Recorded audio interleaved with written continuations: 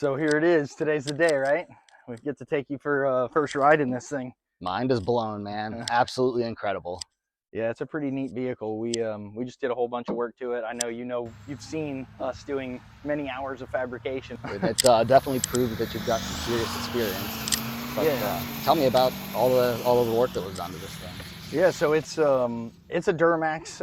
It was built by Howe and Howe Tech originally, and the vehicle performed really well. It was considered the most powerful Duramax vehicle that they had ever produced. It had an 800 horsepower PPE LBZ Duramax with a 6-speed Allison, and it was definitely capable of making those numbers. But with a single turbocharger and the way the cooling system was configured, it was quick to overheat, especially since this was originally designed to be in the snow, and we're down here sweating, as you can see, in South Florida. This is literally January. I was hoping it had air conditioning.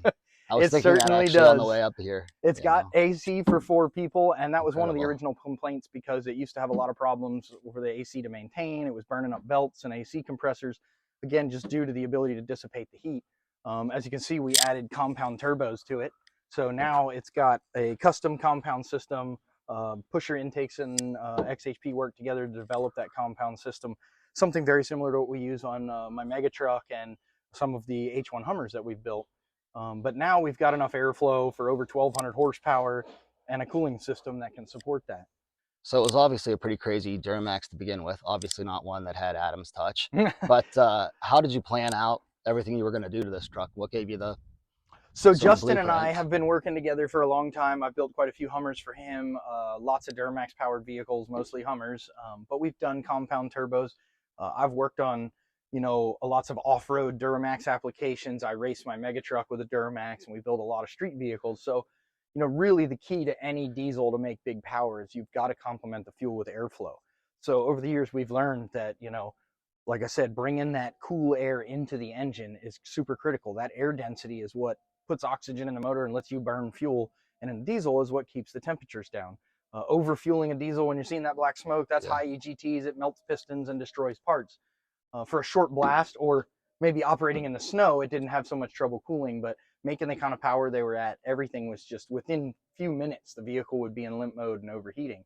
So Justin brought me down here, and we were playing around in a field today, like we're going to go test it out again. And every time within a few minutes, it would be in limp mode, and we'd have to let it cool for a half hour before we could play with it again.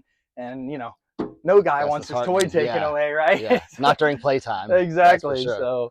So it was like, all right, we've got to get some cooling in it. And of course, he always wants more power. Anytime we're modifying something, he's all after horsepower. And of course, extra cooling. So today we'll definitely be needing the AC again.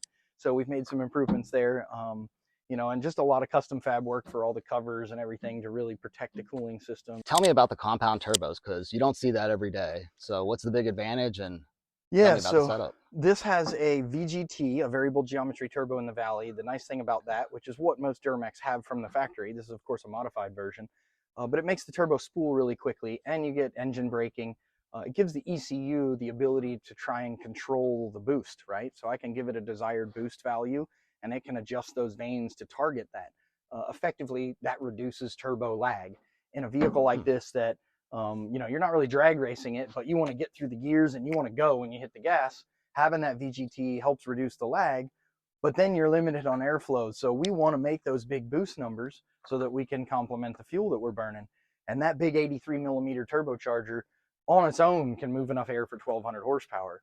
As a compound system, we're getting a lot more boost pressure. But again, based on the ideal gas law, as you double the boost, you double the temperature. So we're bringing 100-degree air in and we're making 80 pounds of boost. We're going to see outlet temperatures in the 400 or 500 degrees on the outside of that second turbocharger feeding the engine, which is also an engine killer.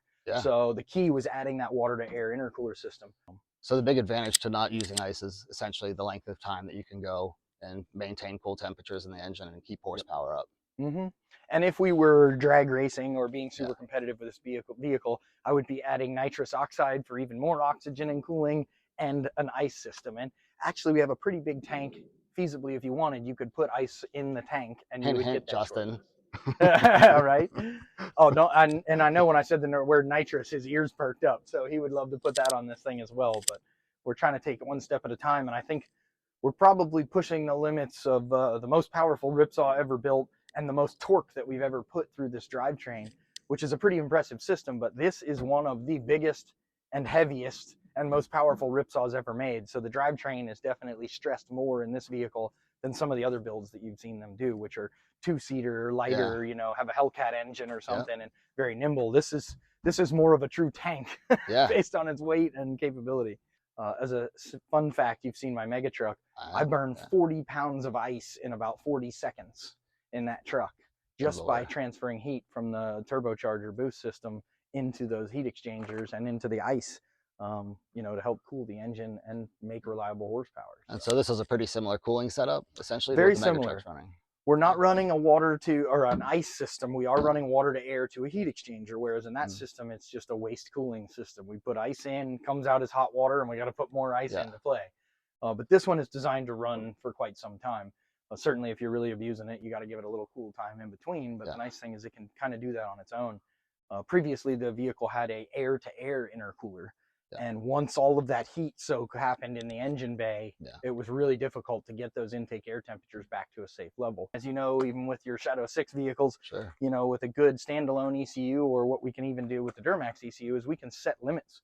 So if the intake air temperature exceeds 250 degrees, we start taking fuel away to protect the engine.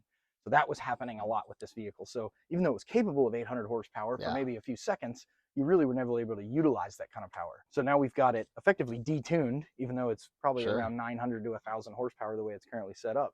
But as you can see when we run, you're not going to see much black smoke. You know, it's going to be very clean, and it will be burning all of the fuel that we put in. That's awesome.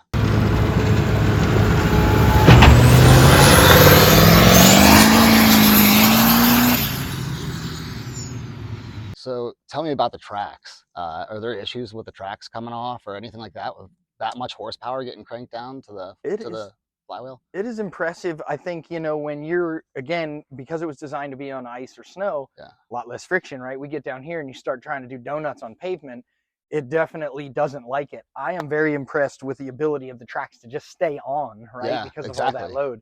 Certainly. I don't believe this thing's ever thrown a track. Oh, wow. I do know that if you're really hard on it and you're trying to make heavy rotations under big power, occasionally you get a sprocket skip or something like that, because the suspension travel in this vehicle is huge. But as those compress, the length of the track kind of varies over the sprockets. So you can get a situation where, imagine if you were hard enough on it, you might find a way to hurt something, especially now that we're making such big power. What is the suspension travel, by the way? I think these are like a 12 or 14-inch travel king shock that you see on here. And what's really unique about it, and you'll see in some of the videos when we play around, is that it kind of feels like you're on a cloud all the time, because you literally have, you know, effectively 6 wheels per side that are articulating and trying to find a smooth spot on the ground. So even as you hit individual bumps, they're absorbed even better than a 4-wheel independent suspension vehicle might, right? Because you have all these points of articulation. So yeah, I can definitely say with Shadow 6, there are very few people on the planet that impress me when it comes to suspension, and you're the guy who blows my mind constantly. Well, I'm excited to do some more tuning on that thing too, because you know, we've already made some improvements. I haven't got to ride in the new machine yet, but looking forward to doing that. So the pressurization on the tracks, is that something that they're using to actually keep the track on the vehicle? Does that change as the vehicle drives, or is that something that's a constant? Or? No, I think the track tension is all set by the suspension. So effectively, if you lift this vehicle up, the suspension drops out and the tracks change shape a little bit. So they're relying on those springs to maintain the track tension. The sprocket here is fixed. This is the drive sprocket that's coming from those differentials through to the clutches. And the front idler, the main idler up front, is also fixed. So it doesn't move to change track tension. But what's unique is as you jump the vehicle and say the front end comes down, you know, the back kind of balances it, and the springs just tension the tracks, even if you jump it in the air, which Justin has done a few times. In fact, Heavy D and Diesel Dave from the Diesel Brothers had a blast in this thing one day. Oh, I can imagine. Yeah, we filmed the Dirty Mudder Truckers show on History Channel together, and I brought Justin up one day when we were running our mega trucks, and Heavy D was like, oh my gosh. And not long after, he bought one. Okay, that's what I was going to say. Yeah, I had a hard time imagining that Heavy D wasn't going to try to leave with this thing after coming in. Oh, yeah, Justin let him run over some trees and jump over logs, and he was giggling like a schoolgirl. So I think his Blackhawk might be able to lift this thing up. You think? I'm not sure what the actual weight is. We've added some to it now, but if I had to throw a number out, it's on the 10 to 12,000 pounds. She's a hefty girl. Okay. So I think he says 8,000 is his max load Hey, capacity. he would definitely hook a car. chain to it and try it because he's that kind of guy.